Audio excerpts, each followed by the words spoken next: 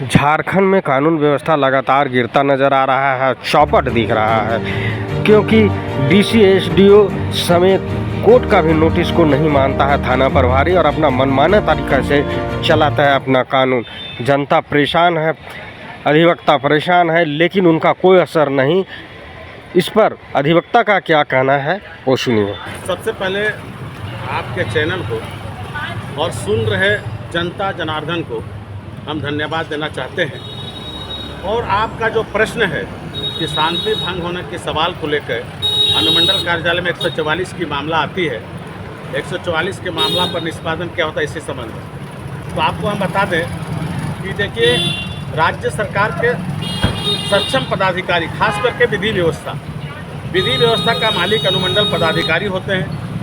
और अनुमंडल पदाधिकारी के यहाँ विधि व्यवस्था भंग को लेकर, जहाँ तक आपने कहा 144, जिसको आज के डेट में नया कानून में हम लोग BNSS की धारा 163 कहते हैं।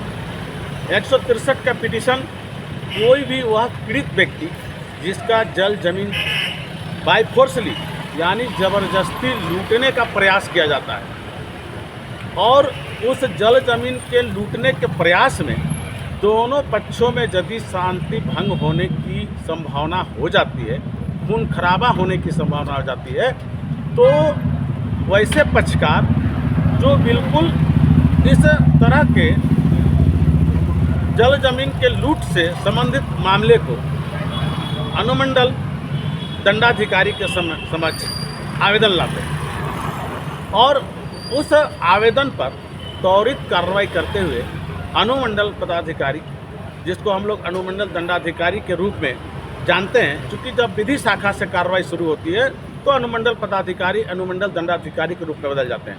अब अनुमंडल दंडाधिकारी के द्वारा संज्ञान लेते हुए और तुरंत उस पर जो पक्षकार हैं, माने द्वितीय पक्ष हैं, उसको शोकॉज नोटिस जारी किया जाता है, और संबंधित थाना प्रभारी से भी उक्त खाते प्लॉट जो प्रश्नगत भूमि है उसका जांच प्रतिवेदन मांगा जाता है। कभी कभी अंचलाधिकारी से भी जांच प्रतिवेदन मांग लिया जाता है। लेकिन आप देखेंगे कि जितने भी आवेदन अनुमंडल दंडाधिकारी के न्यायालय में दाखिल होता है, हमको लगता है कि 100 में से 70 ऐसे नोटिस होते हैं जिसको सक्षम थाना प्रभारी के द्वारा वो सेकेंड पक्षकार को तामीला नहीं किया जाता है, और ना ही समय से उसका कोई जांच प्रतिवेदन बना के और अनुमंडल दंडाधिकारी के समक्ष भेजा जाता है। कभी कभी तो हम लोगों ने देखा है कि कई ऐसे मामले आज भी अनुमंडल दंडाधिकारी के समक्ष चल रहे हैं, जिसको मिसलेनियस बात के रूप में हम लोग जानते हैं। वहाँ पुलिस का प्रतिवेदन नहीं आने के कारण हम लोग और सक्षम अधिवक्ता ये प्रेयर करते हैं कि हुजूर इस पर जो है रिमाइंड किया जाए। तो अगर रिमाइंड करने की बात है तो हमको लगता है 1 डेट, 2 डेट, 3 डेट, 4 डेट बीत गया और फिर रिमाइंड किया जाता है, और 4 डेट के काल अवधि में भी अगर सक्षम थाना से जांच प्रतिवेदन नहीं आता है तो हमको लगता है कहीं न कहीं विधि व्यवस्था फेल दिखता है।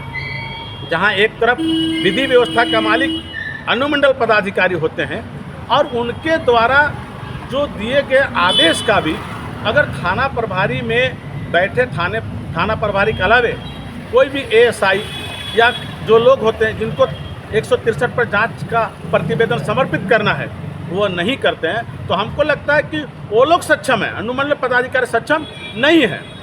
तो मेरा मानना है कि इस तरह से लोग जो हैं, इस तरह से लोग सफ़र करते हैं।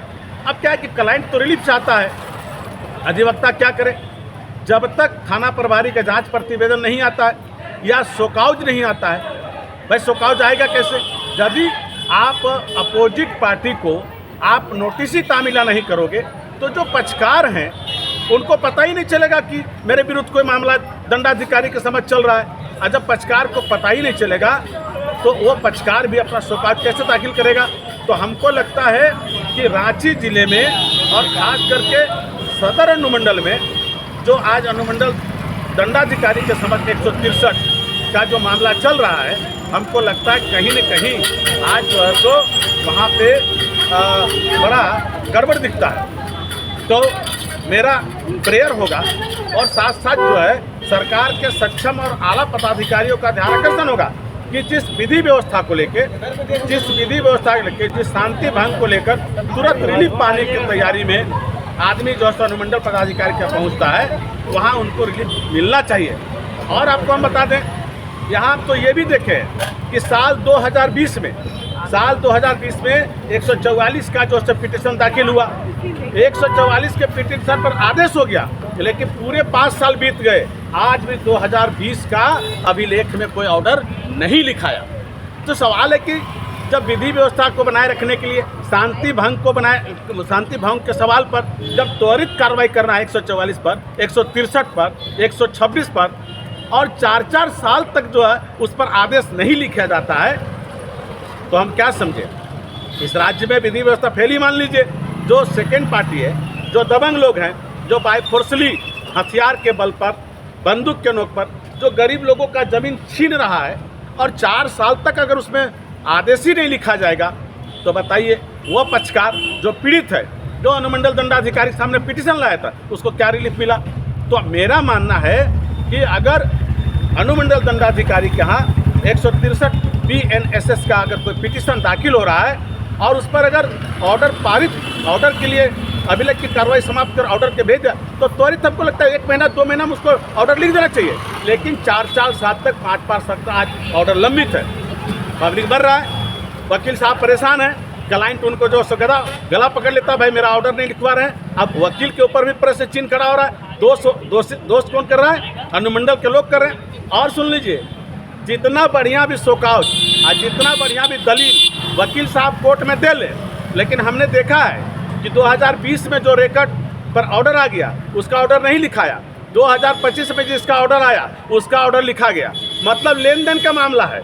माने क्या साफ बात है कि जो यहाँ पे पैसा बर्बाद करेगा, उसकी ऑर्डर लिखी जाएगी। और अगर ऐसा नहीं है तो ये जांच के विषय है। 2020 का ऑर्डर क्या नहीं लिखा है, 2021 में जो ऑर्डर है उसका क्या नहीं लिखा है, 2022 पे क्या, 2025 का कैसे लिखा जा रहा है? वो भी चुन के, छाँट के, और वो भी कौन लिखता? पेशकार लिखता है। मतलब अनुमंडल पदाधिकारी के यहाँ 163 और 100 और भी जो है 64 वगैरह का जो ऑर्डर है, हमको लगता है मैक्सिमम पेशकार लोग काम करता है। तो डंके के चोट पर एक अधिवक्ता होने के नाते हमने तो स्पष्ट कहा कि राज्य में विधि व्यवस्था नहीं है। यहाँ के राज्य के मुखिया माननीय हेमंत सोरेन जी ढिंढोरा पिटते चले जा रहे हैं। ये आदिवासी बहुल प्रदेश है, जल जमीन की रक्षा की बात हम करते हैं। अरे हमको तो लगता है कि झारखंड में सबसे ज़्यादा आदिवासी की जमीन लूटी जा रही है, और वो आदिवासी जब अनुमंडल दंडाधिकारी समझ 163 का पिटीशन लाता है, तब उसको 4 साल तक रिलीफ नहीं मिलता। तो कहाँ जो सो आपका ये जो दावा है कि भ्रष्टाचार खत्म हो रहा है, हम जो सो जल जमीन जंगल के सवाल पर हम अच्छा बिल ला रहे हैं, विधेयक ला रहे हैं, तो मेरा एक सुझाव होगा कि ऐसे पुलिस के लोग, ऐसे प्रशासन के लोग जो थाना में बैठ के थानेदारी नहीं बल्कि दोनों पक्षों से बस सिर्फ कमाने का जो है सो अपना रास्ता अपनाए हुए है, ना पक्ष का ना विपक्ष का, हम अपना पक्ष का काम कर रहे हैं। यदि ये बात इस राज्य के अंदर व्याप्त रहेगा तो मैं कहता हूं कि राज्य के अंदर सुशासन कभी नहीं होगा, और इसके लिए खास करके जिम्मेदार विपक्ष के लोग भी हैं। आज राज्य में भारतीय जनता पार्टी के लोग विपक्ष के रूप में जो है सो सत्ता में बैठे हैं। जब पक्ष गलती करेगा तो विपक्ष का ये जो है दायित्व बनता है कि उनके जो क्रियाकलाप है उस पर अंकुश लगाने के लिए आवाज़ उठाएं। तो वो लोग भी चुपचाप हैं। हमको लगता है जनता पस्त और बाकी लोग मस्त, ये झारखंड में चल रहा है। तो एक अंतिम संदेश देंगे कि आप भाई दूसरे बार सत्ता में आए, बहुमत में आए, तो जिस बहुमत से आप सत्ता में आए हैं उसको कायम रखने के लिए ऐसे भ्रष्टाचारी पुलिस अधिकारी जो खास करके अनुमंडल दंडाधिकारी के आदेश का उल्लंघन करता है, उसको चिन्हित करो, और चिन्हित करने के बाद उसको सजा उसको सजा के प्रावधान पर आइए। उस पर FIR अगर बनता है तो FIR करिए, और अगर सस्पेंशन की बात है सस्पेंशन करिए। तब राज्य की जनता का झुकाव सरकार की तरफ जाएगा। वरना दिनों दिन सरकार का खिलाफ जो है लोग आज करने की शुरुआत कर दिए। कल तक धरना प्रदर्शन ही होता था, अब डेली राजभवन में धरना प्रदर्शन शुरू हो गया। जैसे पहले अखाड़ा था, आज भी अखाड़ा हो गया, बनते जा रहा है। तो कहीं न कहीं राज्य के अंदर विधि व्यवस्था के सवाल पर, और हमको लगता है कि जो कर्मी हैं वो दोषी हैं। इसलिए त्वरित आज जितने भी अनुमंडल पदाधिकारी के यहाँ 163 का और 144 का जो रिकॉर्ड जो आज पेंडिंग है, जिस पर ऑर्डर नहीं लिखा गया, 2020 से पेंडिंग है, हजारों रिकॉर्ड है, क्लाइंट सफ़र कर रहा है, तुरंत उस पर ऑर्डर लिखना चाहिए। इस बात के संज्ञान अनुमंडल पदाधिकारी और डीसी को लेना चाहिए। ये मेरा अनुरोध है कि आप भाई दूसरे बार सत्ता में आए, बहुमत में आए, तो जिस बहुमत से आप सत्ता में आए हैं उसको कायम रखने के लिए ऐसे भ्रष्टाचारी पुलिस अधिकारी जो खास करके अनुमंडल दंडाधिकारी के आदेश का उल्लंघन करता है उसको चिन्हित करो। आज चिन्हित करने के बाद उसको सजा के प्रावधान पर आइए, उस पर एफआईआर अगर बनता है तो एफआईआर करिए, और अगर सस्पेंशन की बात है सस्पेंशन करिए। तब राज्य की जनता का झुकाव सरकार की तरफ जाएगा। वरना दिनों दिन सरकार का खिलाफ जो है लोग आज करने की शुरुआत कर दिए।